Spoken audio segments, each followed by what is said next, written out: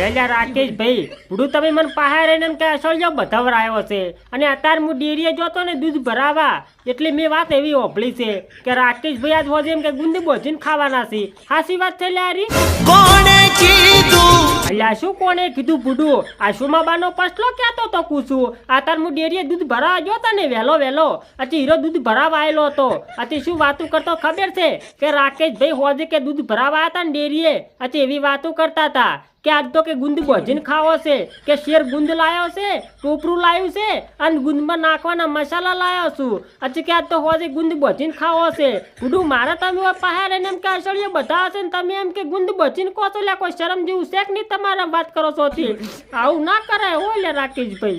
નથી લાયા વાત કરો રાકેશભાઈ એટલે તમે ગુંદ નથી લાયા એમ એટલે મારો હાર તો સોમવારનો પસલો ખોટું બોલી જાય છું મારી આગળ મારો હાર તો મારા આગળ તો મોટું પાડતો તો આવડા ટોટા ગળાય બોલો વગર પોણી એમની મોં ઉતાર્યા બાપ ના આમ બધું ખોટું કહેતો હોય તો મારો હારો મને છેતરી જેવું લાગે બોલો રાકેશભાઈ તો મને ખબર હતી કે રાકેશભાઈ મન છે ને કીધાગન રીત ની ગુંદ લાવીને તો મન કીધાગન ના રે કોઈ દાડો કેમ કે એને ગુંદ ખોડતા જ નહીં આવડતું મનીરા ખોડ્યા વગર મન ખોડ્યા શું આ મન લઈ જાગર રીત ની ખોડવા કું આમ મને ખબર હતી આ પસલો મારો હારો હાવ ખોટું બોલે બાપ ના આમ બધું ખોટું કહેતો હોય તો આપણે બે વર્ષ એમ કે વિરુદ્ધ ખલાવ્યા એમ નહારો તેમાંથી પણ હું શું કહું રાકેશભાઈ એમ તો જિગ્નેશ ભાઈએ કહેતા હતા કે રાકેશભાઈ મારા જોડે ફોનમાં એ વાત કરતા હતા કે ગુંદ લાયો છે તમે એટલે હાવ ખોટું બોલો છો રાકેશભાઈ આટલા પૂરા મન મળે રાશી તો તમે ખોટું બોલો છો બીજા કોઈ ખોટું નહીં બોલતા એટલે આ જિગ્નેશભાઈ કહેતા હતા એટલે જિગ્નેશભાઈ તમને કેને કીધું હતા કે રાકેશભાઈ એમ કે ગુંદ લાયો છે એમ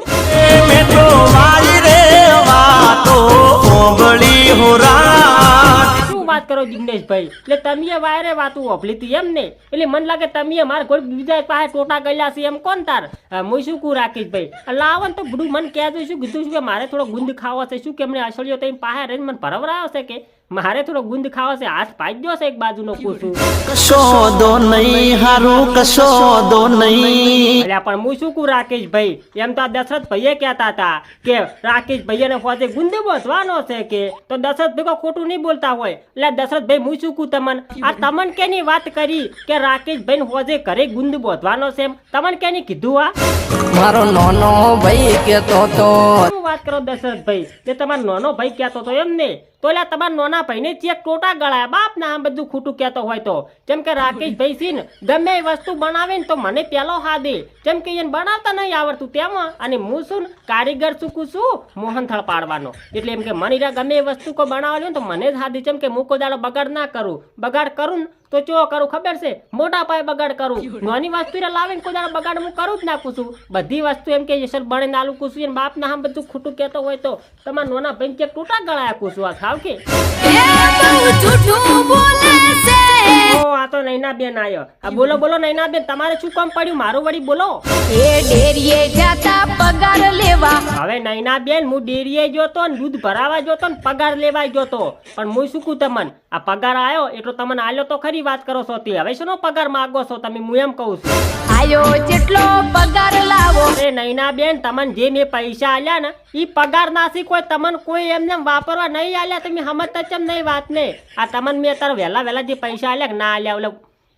500 ના બંડલ આલ્યા ને એ પગાર ના જ કુશું હતા ચારો ભેંસોનો પગાર હેલારો ઓછો જમાયો હવે તો નૈના બેન એમાં કેવું તું ખબર છે કે આપણી આ 4 પહેવું છે ને એ મારી હાહરી તેમાંથી દાડે પાડે દૂધ ઓછું આલતી જ હોય છે તો પછી એમ કે દાડે પાડે પગારે ઓછો આવે કે જેટલું ડેરીમાં દૂધ જાતું હોય એટલો પગાર આવે એનાથી કોઈ ડબલ ના આવે વાત કરો છો તે અહીંયા કોઈ મારા ઘરના કાઢીને તમને ના આલું હું એ તમારી એમ કે પગારદારી રહ્યો છું કોઈ મારા જોડે પૈસા ગોચો જ મેં તમને કહી દીધું પાછું જેટલો પગાર આવે એટલો તમને આલ્યો કુશું હલા ફેર તમે લેવા જાજુ એટલે તમને ખબર પડશે કે આટલો ને આટલો ઓછો હેડો આવે છે તમે જાજુ હલા ફેર કુશું ચારો ભેંસોનો પગાર હેલારો ઓછો જમાયો અને હું શું કહું નૈના બેન આ જે પગાર આવે ને ડેરીનો એમાંથી મી કેને પૈસા આલ્યા ને એ તમે આ દિનેશભાઈ પૂછો વાત દિનેશભાઈ મારા હારે જ હતા કેમ કે એ પગાર લેવા આવ્યા હતા કુશું એટલે દિનેશભાઈ મેં એમાંથી કેન પૈસા આલ્યા તમે કહેજો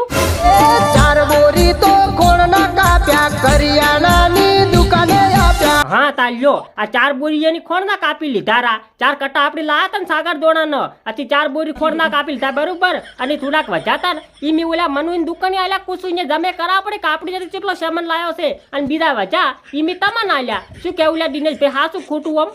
વજાય ટલા ગળ્યા વગર ઘેર તને આલ્યા હા તાર દિનેશભાઈ આ દિનેશભાઈ હાસું બોલે બાપ ના આ બધું ખોટું કહેતો હોય તો નૈના બેન આ જેટલા પણ પગારમાં પૈસા આયા હતા ને ઈ જો અમે ખોળના કપાયા કરિયાણા વાળાની દુકાને આલ્યા અને બીજા વજા ને એ ગણ્યા વગર તમને પૂછું આલ્યા બાપ ના આ બધું ખોટું કહેતો હોય તો એમાંથી કોઈ મેં રૂપિયા લીધો નહીં પૂછું એ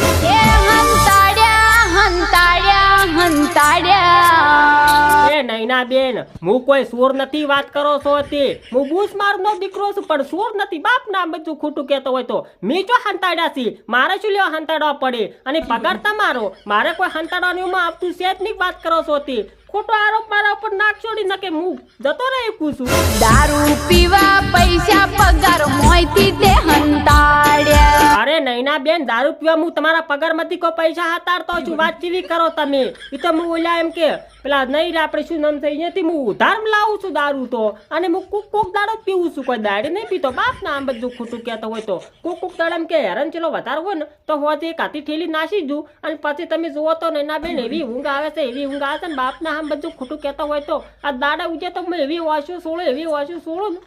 વાત જ જવા જો આ ઊંઘ જબર આવે એટલા માટે દાડે કોઈ હેરાન તો ને એટલે પછી કે મારે થોડુંક લગાવવું પડે કુશું લે દિનેશભાઈ હું કોઈ સમજાવો મેં પૈસા નહીં લીધા કોઈ હંતાડા નહીં તમને કહ્યું પાછું સમજાવો હોય ને ગળાના તારા હમ કહું પૂછ્યા વગર પૈસા ન લઉં હા તાર દિનેશભાઈ હું એ કહેવા માંગુ છું નૈના બેન ને કે હું કોઈ દાડો તમને પૂછ્યા વગર છે ને મોંથી પાયલી ના લઉં 500 ની હતાડું પણ કોઈ દાડો પાયલી ના લઉં બાપ ના આમ બધું ખોટું કહેતો પણ હું કોઈ દાડો એમ કે રૂપિયો મોંથી ના લઉં છું હું હંતાડતો છું અને મારે દારૂ પીવા તમારા પૈસા ચૂકા લેવા પડી મારા પાસે કઢાય છે હું કરોડપતિ છું છું પેલો હતો હાલ રોડપતિ છું તેમ તમારે તેમ કે કોમે શું તમારે એમ કહું છું બરોબર તમે ભાગ રાખો તેમાં તું આ ઢોરમ બોરમ ધોવા માટે એમ કે પહેલાં તો હું ચેવા બંગલામાં બે હતો ને 80 બેસમ ને હાલ તો હું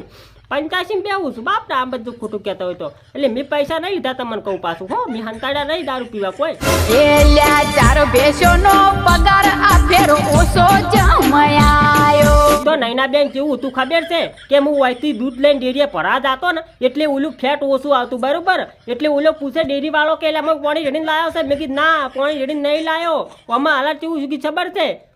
દાડા ઉજે કે ભેંસન પાણી બેહી જેટલે કે દૂધ છે પાણી જેવું છે પછી હીરો પાછું આલે દૂધ બરોબર પછી મેં વળી કીધું કે આવું દૂધ ઘેર લઈ દઉં એના કરતા લાવો સાઈટમ રેડ દઉં કૂતરા આપણે મજા કરજે આથી ઘણા વખત લઈને આપે ને એવું થતું એટલે શું કે મહિનોમાં દૂધ પ્રાજે ને હું 10 દાડા તો પાછું એવું જ છું તું ફેટ નતા આવતો કે આથી હું સાઈટ રેડીમાં આવતો રહેતો વાત કરો છો તે એટલે પગાર ઓછો આવ્યો પૂછું એ ઘેરથી મેલ્યો ભેંસો ચારવા એકલી ભેંસો ચરે આય તો મને ખબર છે નૈના બેન કે હું ભેહું સારવા ગયો તો પણ આજે એમાં કેવું તું ખબર છે કે થોડુંક વધારે થઈ ગયું તું કે આજે ઓલા વખડાન સો એમ કે થોડોક આડોળી શો હતી હુઈ જો ખબર જ ના પડી બાપ ના બધું ખોટું કહેતો હોય તો આ વધારે થઈ ગયું તું કુસુ વાત તેમાં